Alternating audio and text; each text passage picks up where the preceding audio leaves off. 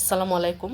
2026 সালের এইচএসসি পরীক্ষার্থীদের জন্য সমাজবিজ্ঞান দ্বিতীয় পত্রের গুরুত্বপূর্ণ সাজেশন নিয়ে আমি হাজির হয়েছি।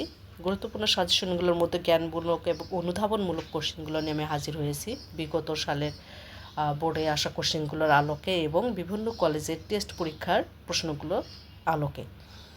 আজকে আমি চতুর্থ অধ্যায় বাংলাদেশের নৃগোষ্ঠী জীবনধারা এই অধ্যায়টি আলোচনা করব। জ্ঞানমূলক প্রশ্ন। নৃগোষ্ঠী কী? নৃগোষ্ঠী বলতে মানব প্রজাতির এমন এক বিভাগকে বোঝায় যার সদস্যবৃন্দ উত্তরাধিকার সূত্রে একই দৈহিক বৈশিষ্ট্য অর্জন করে। প্রশ্ন 2, জনসংখ্যার দিক থেকে বৃহত্তম নৃগোষ্ঠী কোনটি? উত্তর চাকমা। আদাম কি? কতকগুলো চাকমা পরিবারের সমন্বয়ে গঠিত পরিবারের চেয়ে বৃহৎ সংগঠনকে আদাম বলে।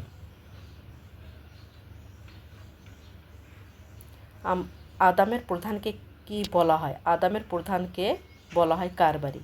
হেডম্যান কোন নৃগোষ্ঠীর মৌজা প্রধান? হেডম্যান চাকমা নৃগোষ্ঠীর মৌজা প্রধান। মৌজা প্রধানকে কি বলে? মৌজা প্রধানকে বলা হয় হেডম্যান। প্রশ্ন 7, চাকমা সমাজের সর্বোচ্চ সংগঠন কি? উত্তর চাকমা সার্কেল। 7 নম্বর, বৈশাখী কি? চাকমারা চৈত্রের শেষ 2 দিন ও বৈশাখের প্রথম দিন বিজু উৎসব পালন করে যা বৈশাখী নামে পরিচিত। চাকমাদের প্রধান ধর্মীয় উৎসবের নাম বুদ্ধ পূর্ণিমা।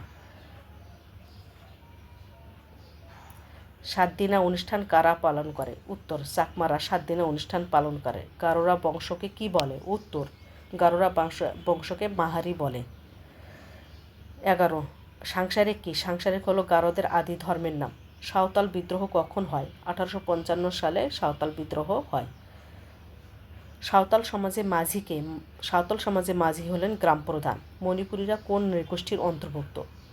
মঙ্গোলীয় নৃগোষ্ঠীর অন্তর্ভুক্ত। মারমারা প্রধানত বাংলাদেশের কোন জেলায় বাস করে? উত্তর পার্বত্য চট্টগ্রামের বান্দরবান জেলায় বসবাস করে। মারমাদের আদি নিবাস কোথায়? মারমাদের আদি নিবাস আরাকান রাজ্যে।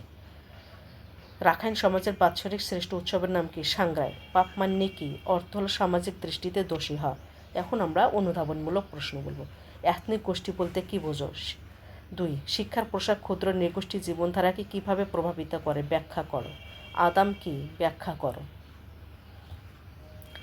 4, জুম চাষ বলতে কি বোঝায়? ব্যাখ্যা করো। 5, জুম চাষ কেন নিষিদ্ধ করা হয়েছে? বুঝিয়ে লেখো।